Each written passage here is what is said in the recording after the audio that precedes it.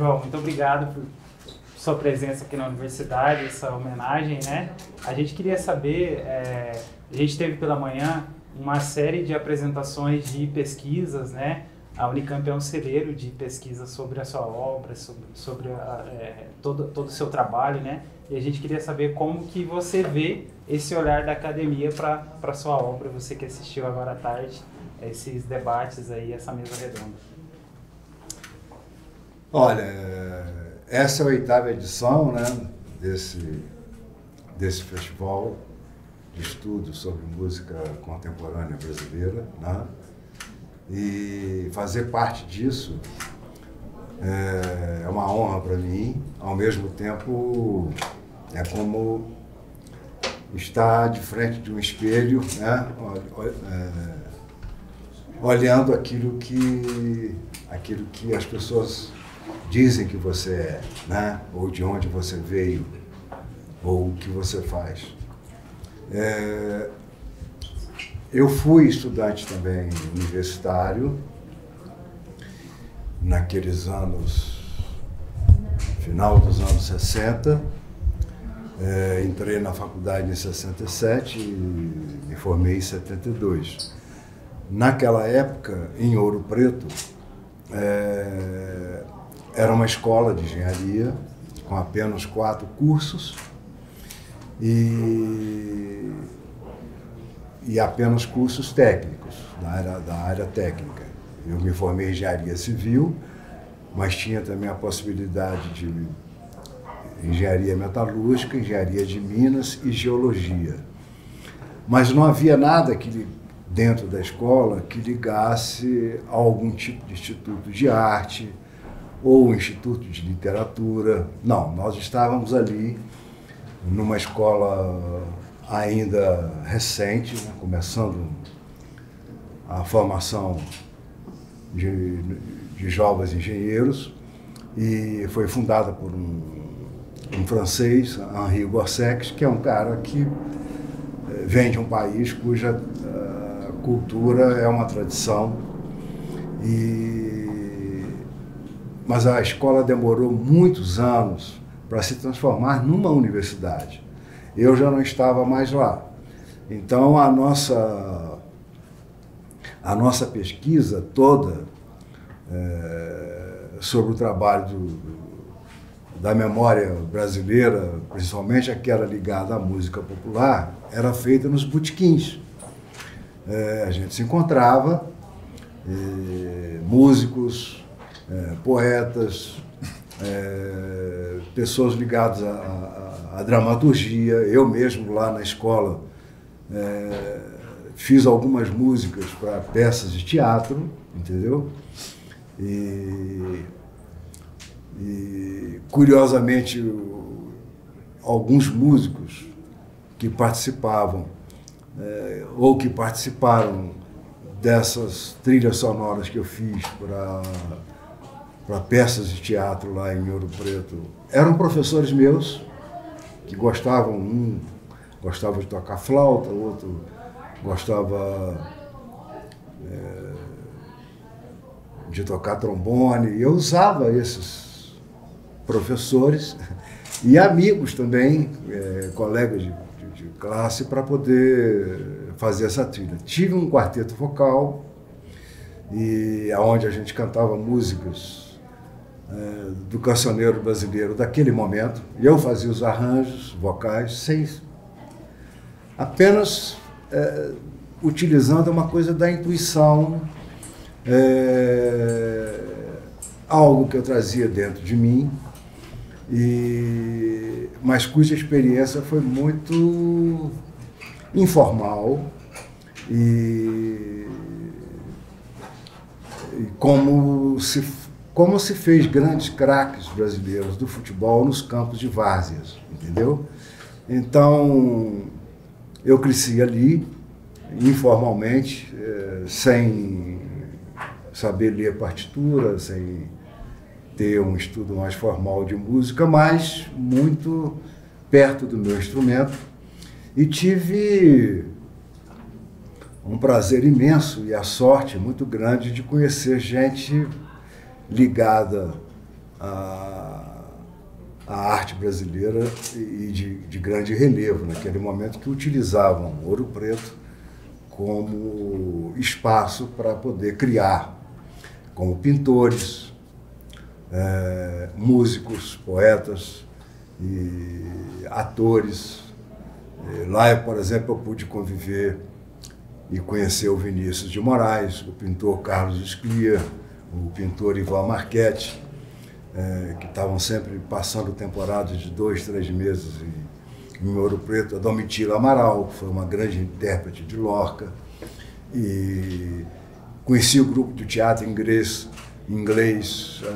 Julian Beck e Judith Malina, né, que era o Living Theatre, que foi um grupo que causou um grande tumulto nos costumes da cidade, com toda a sua liberdade de expressão.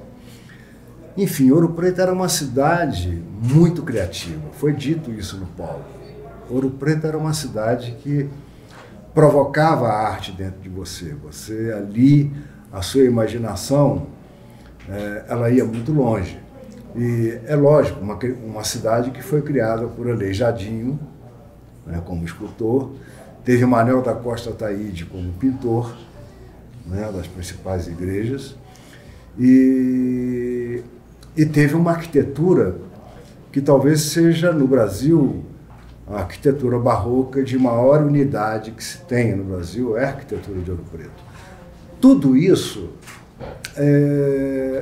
entra pelos poros da sensibilidade, né? Então, hoje eu estou aqui num ambiente onde tudo isso é discutido formalmente,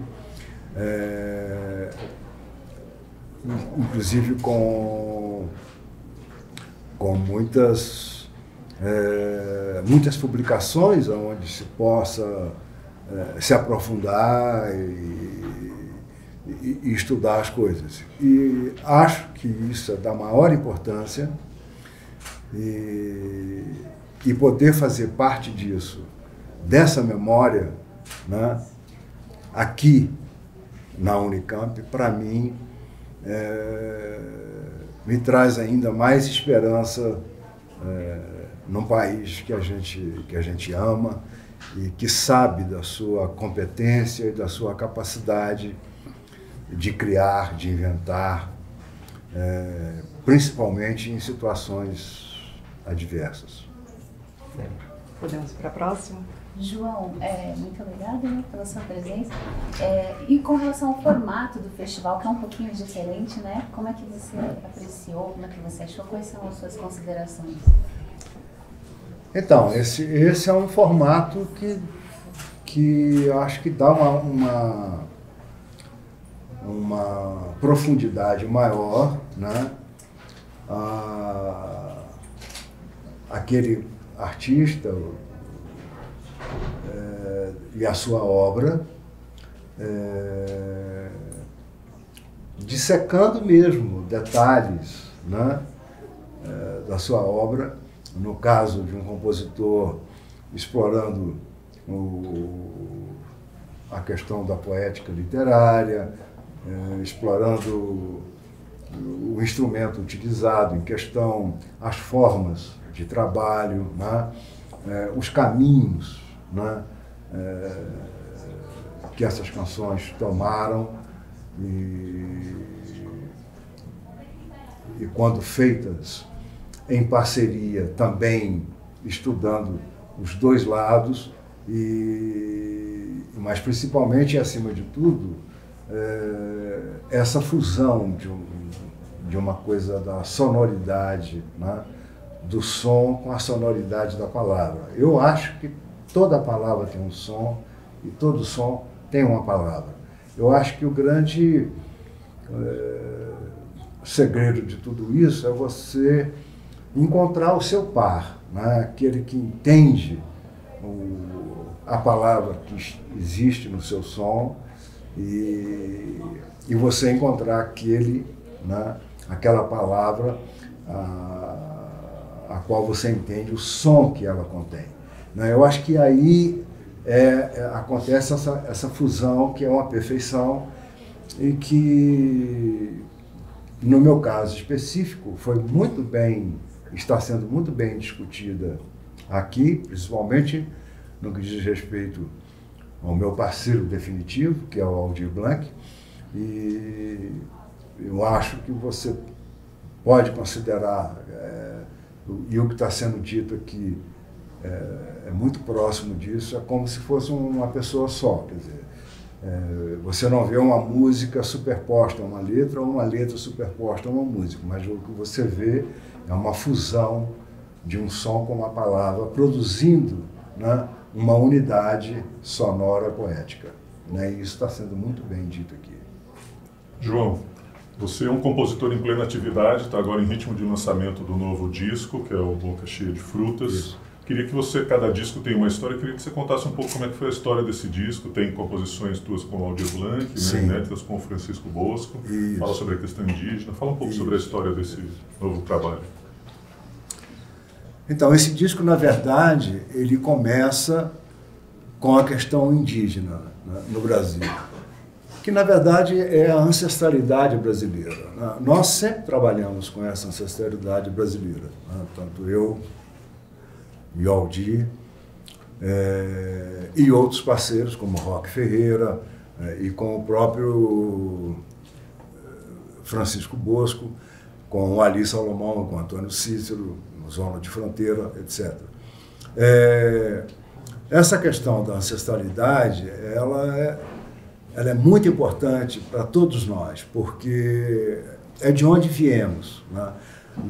Na genética, na nossa genética, consta o gene dessa ancestralidade. Então é preciso entendê-lo, é preciso estudá-lo, é preciso senti-lo. Né? E na questão da ancestralidade afro-brasileira, o Aldir e eu trabalhamos muito nisso, né? No Tire Misericórdia, no Ronco da Cuíca, no Escadas da Penha, no Coisa Feita. No João do Pulo, é um samba enredo dedicado ao João do Pulo. O João do Pulo é essa também ancestralidade afro-brasileira, porque ela se identifica muito com a nação. O que acontece no João do Pulo? O João do Pulo tem muito a ver com Boca Cheia de Frutas, porque ele vai daí, porque quando o Aldir escreve esse texto, porque esse texto foi escrito antes, ele escreve um texto sobre o João do Pulo, e ele então, com a biografia do João do Pulo, que foi medalha de ouro em salto triplo, e que teve as suas pernas, amputadas, ele projeta essa tragédia que começa muito bem sucedida, né, com medalha de ouro, mas que termina amputada. Ele projeta isso no Brasil. Né? E quando ele fala sobre o João do Pulo e quando ele projeta isso no Brasil, ele fala do Brasil ancestral, porque ele fala João como um João qualquer, João de sangue afro-tupi. Tá escrito isso lá. E eu me lembro que quando ele escreveu esse texto, eu tenho por hábito, quando vou musicar, sempre musiquei os textos dele, eu fico com o texto na cabeça, muitos dias, entendeu? Então eu me lembro que eu estava em Salvador, passando uma temporada, tocando uma semana num teatro, e saía de tarde pelas ruas de Salvador, e com esse texto na cabeça. Então eu acabei musicando João do Pulo, que virou um samba enredo, porque já que é uma história biográfica, onde um personagem representa uma nação, e nesse caso essa nação é muito ampla, porque é um João como um João qualquer, um João de sangue afro-tupi, então eu fiquei com essa questão toda indígena e africana na cabeça. Então eu saio pelas ruas durante aquela semana musicando esse texto. Então eu sem violão. Então eu musiquei esse texto na cabeça, andando, fiz a música andando pelas ruas. Tanto e ouvindo as pessoas falando, ouvindo buzina de automóvel, enfim, toda a sonoridade de ambiência de uma cidade, eu estava ali exposta a ela e ouvindo aquilo e fazendo uma música. Quando eu fui gravar esse samba num disco chamado Cabeça de Negro, eu não quis o violão. Então eu preferi o som da cidade. Então eu coloquei gente falando. Eu mesmo fiz isso nos canais, murmurando palavras. Então, e inclusive, coincidentemente, eu dizia umas palavras de um samba do Silas de Oliveira, que é o Heróis da Liberdade. Não é explícito, mas de vez em quando escapole uma palavra que pertence a esse samba. E na hora de fazer a música, eu tomei o cuidado também de usar algo que pertencesse à ancestralidade indígena. Então, como a gente tinha no Brasil uma guarânia indígena que vinha do Paraguai e que era muito conhecida no Brasil, que era uma canção que a própria Gal Costa chegou a gravar, que deu um título do disco dela, que era Índia, né? Índias, sangue, tupi. Então, ali, no João do Pulo, eu faço isso. Eu digo, João como um João qualquer, João de sangue, e cito essa ancestralidade indígena já naquele samba enredo africano. Então, quando eu faço a primeira música desse disco, eu senti esse frescor desse momento que eu havia vivido na canção que eu estava fazendo. Então, Francisco Bosco, que é meu parceiro no Canto da Terra por um Fio, quando ele chega na minha casa, eu mostro essa canção e digo para ele, olha, essa canção, ela vem da terra, ela vem de quem trabalha na terra, de quem precisa da terra. E comecei a falar sobre a terra da ancestralidade. E essa terra hoje, ela está em risco, né? Então, mas eu não via esse risco na canção, eu via apenas a canção com um comprometimento com a terra. E foi o Francisco que disse assim, sim, é ancestral, mas é contemporâneo. É contemporâneo porque essa terra não é mais aquela terra. Essa terra, ela está passando por um processo muito complexo nesse momento. Ela tem nos dado muito e pouco temos dado em troca. Então, nós temos que fazer algo, no meu entendimento, distópico. Uma coisa que a gente tem que sentir que nós erramos na nossa relação com a terra. Então, aí ele faz o Canto da Terra por um Fio, quer dizer, está tudo por um fio, entendeu? E qualquer deslize pode ser fatal. Nós estamos vivendo isso, estamos vendo o que está acontecendo no Rio Grande do Sul e no mundo inteiro. No mundo inteiro estamos vivendo situações completamente inéditas do ponto de vista do ambiente, da meteorologia, etc, etc. É da nossa relação com a Terra. Muito bem, o disco ele começa por aí, entendeu? Cético, descrente, feito uma canção do Antônio Maria, entendeu? Mas ao longo do disco vão surgindo situações brasileiras que vão te trazendo um pouco mais de confiança na vida.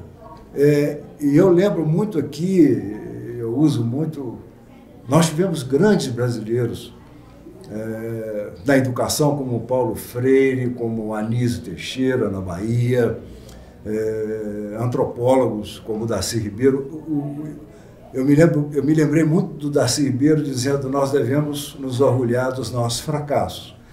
O que ele quer dizer com isso? Ele quer dizer com isso que nós nunca devemos de parar de tentar. Tudo bem, pode não resultar numa coisa positiva nesse momento, mas nós temos que tentar de novo. Então ele dizia, o fracasso para ele é algo que não deu certo, entende? Que está lá no João do Pulo, mas nós não temos que parar, nós temos que tentar, e se resultar no outro fracasso, nós temos que tentar de novo. Então o disco, no decorrer do disco, ele vai ganhando esse vigor de novo, daquilo que começa cético e distópico, ele começa a ganhar um fôlego e uma possibilidade de sonho. E então ele vai acabar numa leitura do cio da terra, que é quando a terra nos dá e é quando a gente dá a ela de volta. Mas ali, naquela coisa do cio da terra, eu acrescento a ancestralidade indígena, que é quem pode nos salvar, porque eles sabem tudo sobre a terra, e tudo do que ela precisa, e tudo que pode nos salvar. Então, o disco acaba terminando numa utopia como o Darcy Ribeiro gostaria de dizer, e que eu aprendi com ele. E como outros brasileiros, como Glauber Rocha, que cansou fazer os filmes sobre a seca no Nordeste, mas sempre buscando uma solução utópica para isso. Nesse meio tempo, também tem coisas que eu faço nesse disco em homenagem a Clementina de Jesus, ao Candeia, ali no Dinossauros da Candelária, que, como o próprio nome diz, são dinossauros da Candelária, aquela Candelária no Rio de Janeiro. Se você exumar o que tem debaixo daquele chão, vai sair desde comícios e diretas já até chacinas da Candelária. Então tem de tudo ali. Então você vai passando por tudo isso dentro do disco.